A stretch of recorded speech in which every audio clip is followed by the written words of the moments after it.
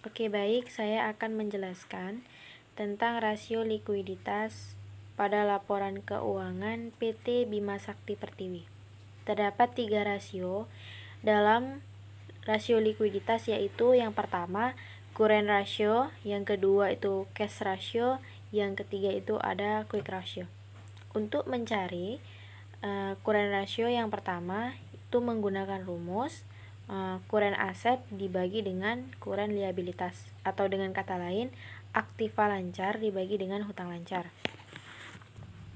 Berdasarkan laporan keuangan 2 tahun terakhir, yaitu pada tahun 2021 dan tahun 2022, current ratio diketahui untuk aktiva lancarnya itu sebesar 17.377.633.839 dibagi dengan hutang lancar yang diketahui 15.5juta.879.839 dengan hasil 1,158054977.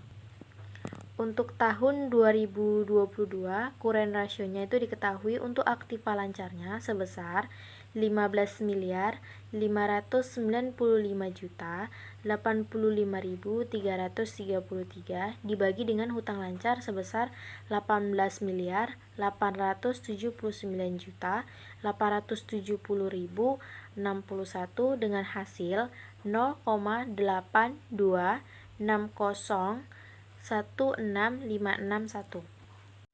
Oke, selanjutnya itu yang kedua ada cash ration. Untuk mencari cash ration itu menggunakan rumus kas ditambah aktiva setara kas dibagi dengan hutang lancar. Pada tahun 2021, kas ditambah aktiva setara kas diketahui sebesar 3.455.029.045 dibagi dengan hutang lancar yang diketahui sebesar 15.879.812 dengan hasil 0,239574693. Untuk tahun yang 2022,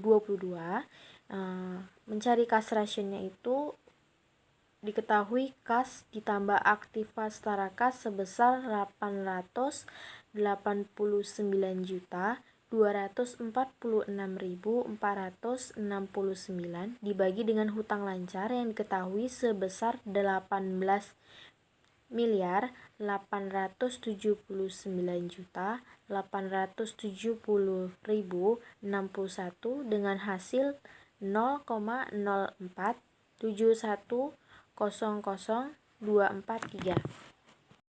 Oke, selanjutnya yang ketiga itu ada quick ration. Untuk mencari quick ration itu menggunakan rumus current asset dikurang dengan inventory dibagi dengan current liabilitas, atau dengan kata lain aktiva lancar dikurang dengan persediaan dibagi dengan hutang lancar. Untuk tahun 2021, aktiva lancarnya itu diketahui sebesar 17.377.633.839 dikurang dengan persediaan yang diketahui sebesar 67.234.299 dibagi dengan hutang lancar sebesar 15.579.839. Hasil yang didapat itu sebesar 1,1535744. Oke, selanjutnya untuk tahun yang 2022, aktiva lancarnya itu diketahui sebesar 15.595.085.033 dikurang dengan persediaan yang diketahui sebesar 912.660.132 dibagi dengan hutang lancar yang diketahui sebesar 18.879.870.061 dengan hasil yang didapat itu 0,7776762. Baik, saya akan menjelaskan nomor 2 rasio solvabilitas A. Debt ration dengan rumus hutang lancar dibagi aktiva lancar. Pada tahun 2021, hutang lancarnya itu sebesar 15 miliar 5 juta 879.812 dibagi aktiva lancar 17 miliar 377.633.839 dengan hasil debt rationnya sebesar 0,86351686. Pada tahun 2022, hutang lancarnya tuh sebesar 18 miliar 879 juta 870.061 dibagi aktiva lancarnya itu sebesar 15 miliar 595 juta 85.333 dengan debt rationnya itu sebesar 1,21062941.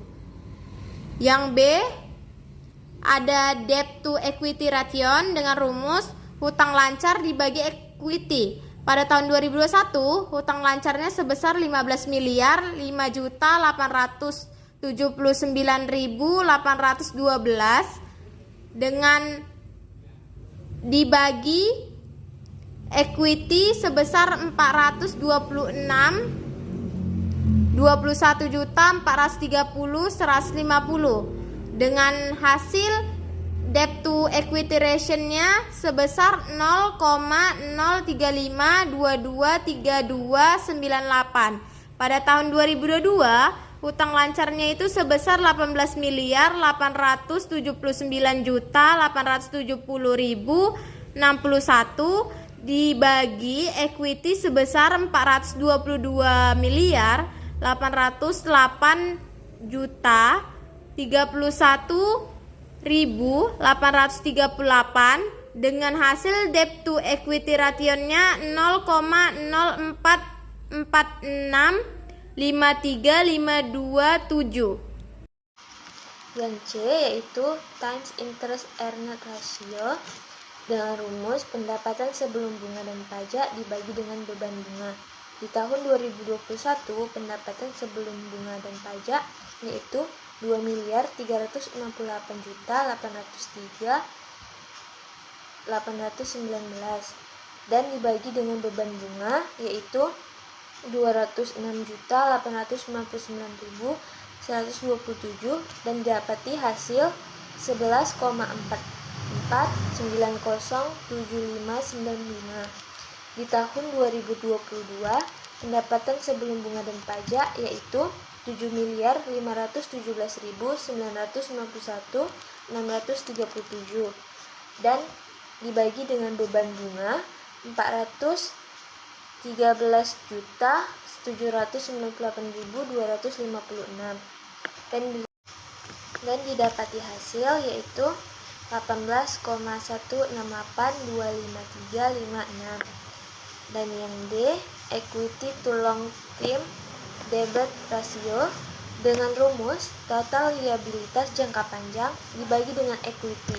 Di tahun 2021, total liabilitas jangka panjang yaitu terdapat 142 miliar 551 juta 582.514 dibagi equity yaitu 421.430.150 dan hasilnya yaitu 0,334611.295. Di tahun 2022, total liabilitas jangka panjang yaitu 140.877.135.653 dan dibagi dengan equity-nya yaitu 422.808.031.838 dan didapati hasilnya yaitu 0,333194086. Yaitu yang ketiga rasio profitabilitas.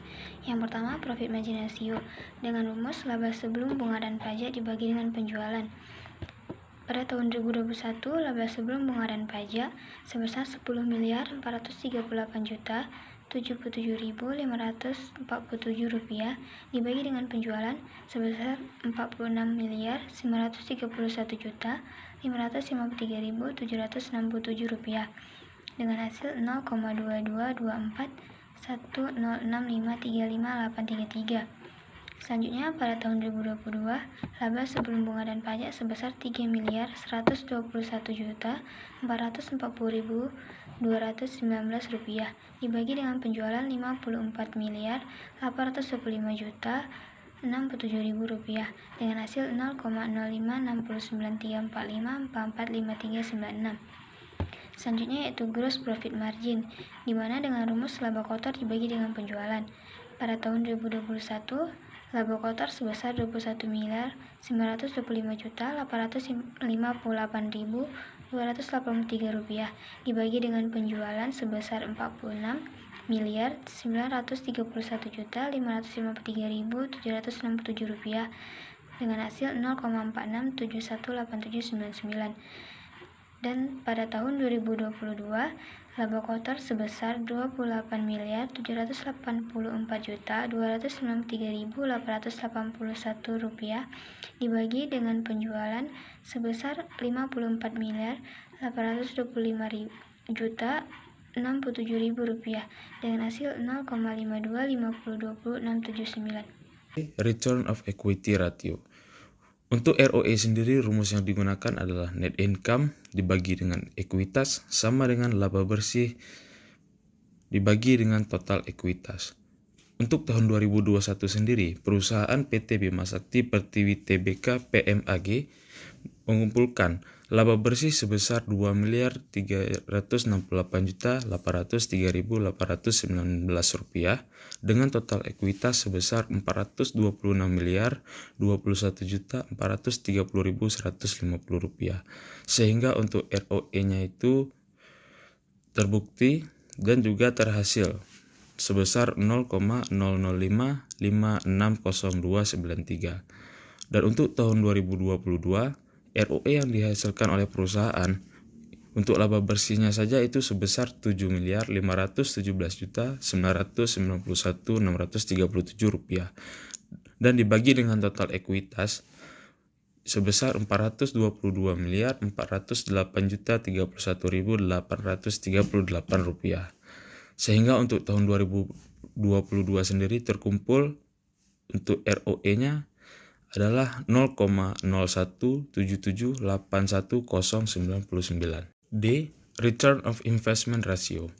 Untuk ROI ini digunakan rumus keuntungan neto setelah pajak dan dibagi dengan total aktiva.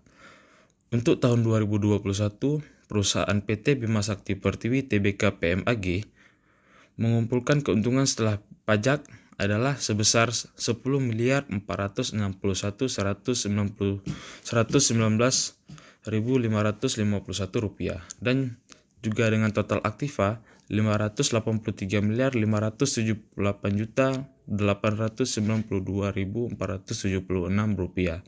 Sehingga ketika dihitung keuntungan neto setelah pajak dibagi dengan total aktiva mengeluarkan hasil ROI-nya adalah 0,017925802. Dan sedangkan untuk tahun 2022 keuntungan neto setelah pajak adalah 3.204.647.893 rupiah dan juga dengan total aktiva yang dihasilkan adalah 582.565.037.552 rupiah. Sehingga setelah dihitung keuntungan neto setelah pajak dibagi dengan total aktiva menghasilkan ROI yaitu 0,005500927.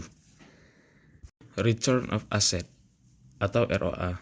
Untuk ROA ini digunakan rumus net income dibagi dengan aktiva sama dengan laba bersih dibagi dengan total aset. Untuk tahun 2021, PT Bima Sakti Pertiwi Tbk PMAG mengumpulkan ROA-nya untuk laba bersihnya sebesar Rp2.368.803.819 dengan total aset sebesar Rp588.578.892.476 sehingga ketika laba bersih dibagikan dengan total aset yang dimiliki perusahaan menghasilkan nilai ROA yaitu 0,004059098. Dan untuk tahun 2022 ROA yang dihasilkan oleh perusahaan untuk laba bersihnya sendiri adalah, mari kita lihat hasilnya, adalah Rp7.517.951.637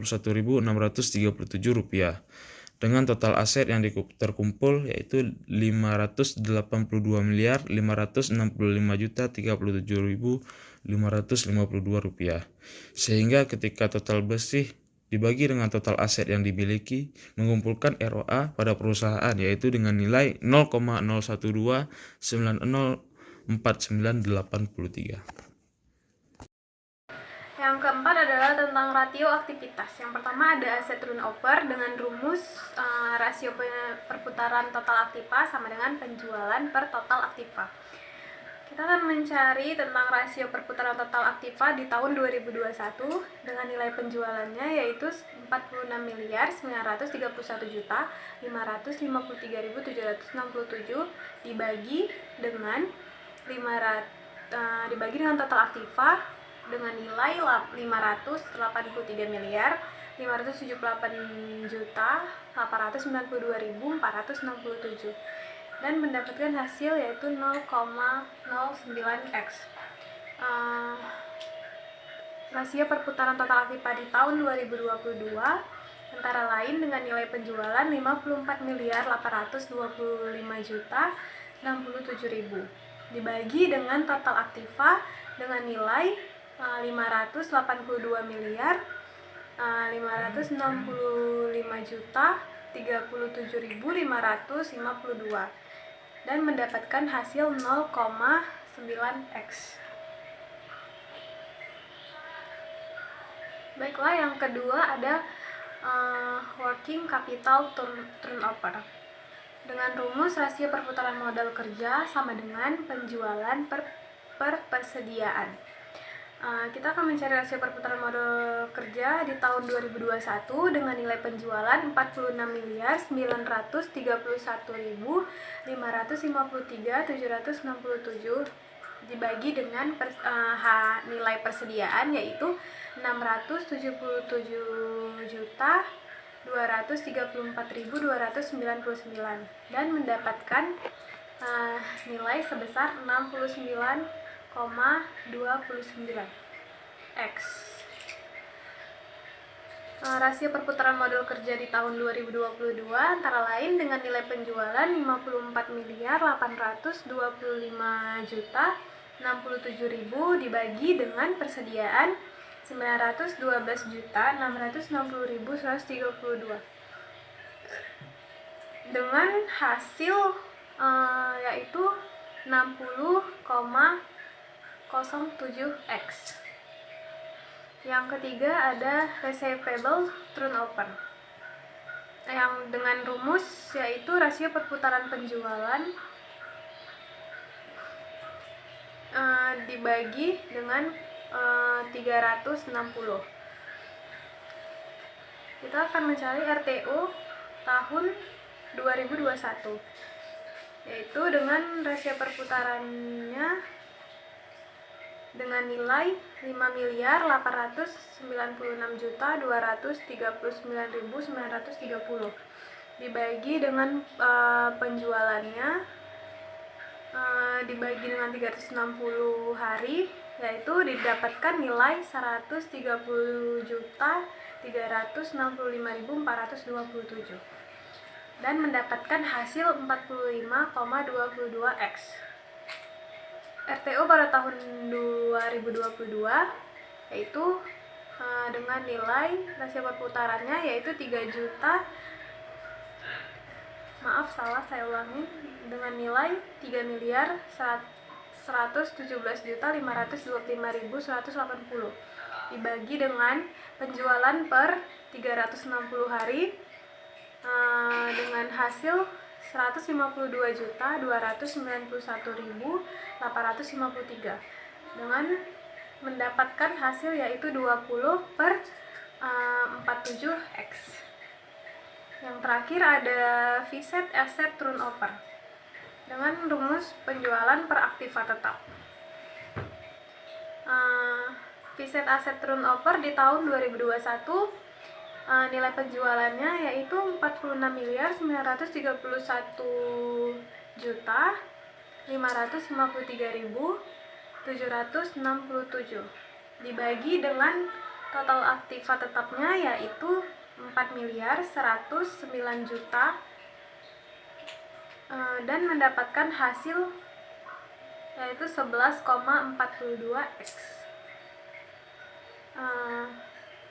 Viset Asset Turnover di tahun 2002 dengan nilai penjualan 54.825.067.000 dibagi dengan aktiva tetapnya yaitu 3.821.650.015 dengan mendapatkan hasil 14,35x.